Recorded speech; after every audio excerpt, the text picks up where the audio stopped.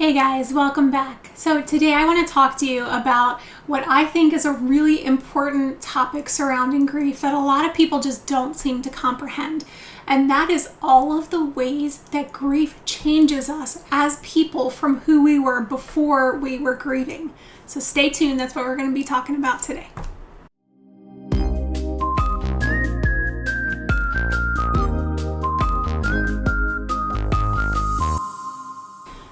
First off, I want to start out by talking about what grief actually is compared to what a lot of people think that it is. You can grieve about really anything that is important to you, the loss of a spouse, a child, a parent, someone close to you. It can be the loss of a job. It can be the loss of a marriage. There's a million different things that can count as grief to you. It is just something that is not just the death of a loved one and the sadness that you feel, but grief in any form is typically an all-encompassing thing. It is a roller coaster from hell, basically, that has you going up and down and all around, and it completely upturns your life if that grief is close enough to your heart. So I'm sure you've probably heard of the 5 stages of grief. So you've got denial, anger, bargaining, depression, and acceptance, right? A lot of people aren't even really teaching those stages anymore because it's not like the levels of a video game where you can get through one and head to the next level. You kind of bounce around like a pinball on crack, like making your way through and then back to certain levels over and over again. And a lot of people think now that those stages of grief don't really encompass everything that you are going through as someone who's on a grief journey.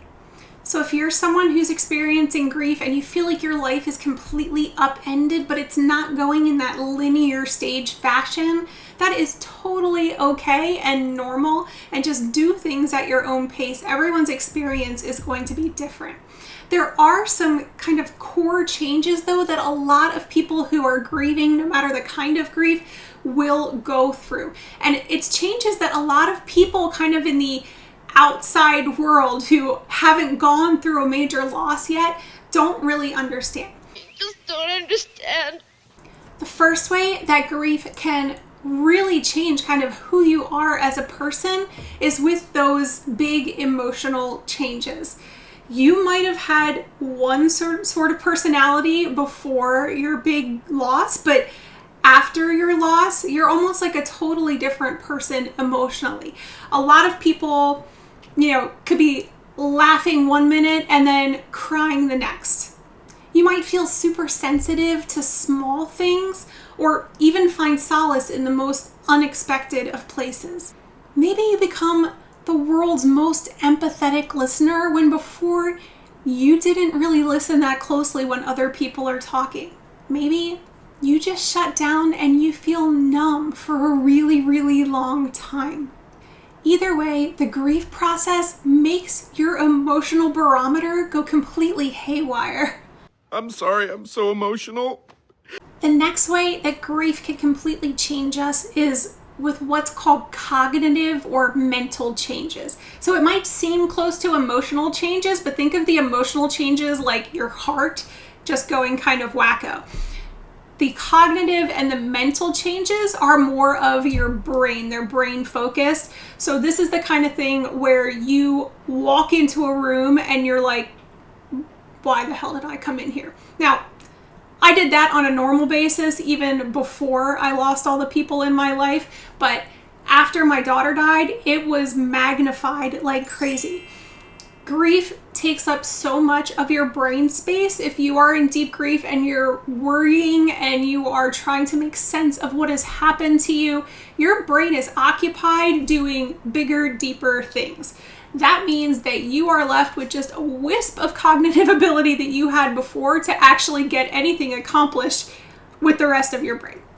My brain is melting.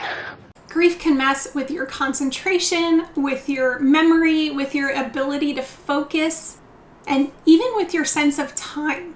So if you find these things happening to you, just know that they are totally normal. They are part of grief. Your brain is just trying to process what has happened, and it's not leaving a lot of room for the other little minute tasks that you need to remember throughout the day. The next thing you might experience a change in is your patterns of behavior. So it kind of goes along if you think that your emotions are changing, your kind of mental focus and ability are changing, your brain and your heart are going through so many different things. Inevitably, it's going to change how you are acting, either to other people or in social situations. Maybe you were someone who loved going to parties and being the life of the party, being outspoken and doing lots of, crazy things throughout your life. And then all of a sudden you find that all you want to do is hunker down with the blanket in your house and just hibernate and shut the rest of the world out. On the other hand, you could be the exact opposite, where maybe you used to be a little bit introverted and kind of avoid parties like the plague, and now you want to be the life of the party and you go to everything that you get invited to or everything that you can find online as an event in your town because you cannot stand being alone with your thoughts about your grief. All of these are normal reactions and they are all okay. It's just your mind and body's way of saying, hey, we need to do something a little bit differently in order to deal with what we're going through. Next up on the list are spiritual changes that you might encounter. Again, this is totally normal, and a lot of times you find yourself kind of questioning everything that you believed in. If you were religious before or very spiritual, you might find yourself questioning God or why did God let this happen? And you might become less religious because of the grief that you're going through. On the flip side, maybe you weren't religious at all, but now you find that you need that solace and that kind of guidance and peace that possibly could come from religion. So now you're kind of wondering what's out there and questioning your spirituality a little bit deeper. Again, both are normal. It's just a change that you might go through because of the deep things that you are experiencing. Some people might find immense comfort in their faith during their grief journey, and other people might start questioning the meaning of it all. What is the point? I don't know what to believe anymore. It is your soul's way of doing its own soul searching, and that is okay. The last kind of changes a lot of times are the most obvious for the outside world to see, and those are the physical changes. So this is where you can see us grievers either losing a lot of weight because we forget to eat or we just don't care about food anymore, or the opposite side where someone gains a bunch of weight and stops exercising because they just want to sit on the couch and stuff their face as a way to deal with the grief. A lot of people turn to alcohol or drugs, and people will notice a physical change, looking kind of worn and haggard and just not as healthy as the person was before. The exhaustion can definitely get to your physical appearance. I'm always trying to cover the bags under my eyes from not sleeping very well. So there are lots of physical changes that can occur. You just want to make sure, I'm going to throw in my advice because I can't avoid it. Just try to get a little bit of exercise every day. Keep moving your body and try to plan your meals a little bit. It doesn't have to be anything fancy, just to make sure that you are at least nourishing yourself. So after watching all this and possibly seeing these things in yourself, I know I see pretty much all of them in myself because of my losses. You might be thinking, well, what is the deal long term? How long is this stuff gonna last? And the truth is, not to depress you, some of it may last forever. Wait. What? Your grief might be so deep that it affects your personality for the rest of your life. That doesn't necessarily have to be a bad thing, so I don't want to be all doom and gloom.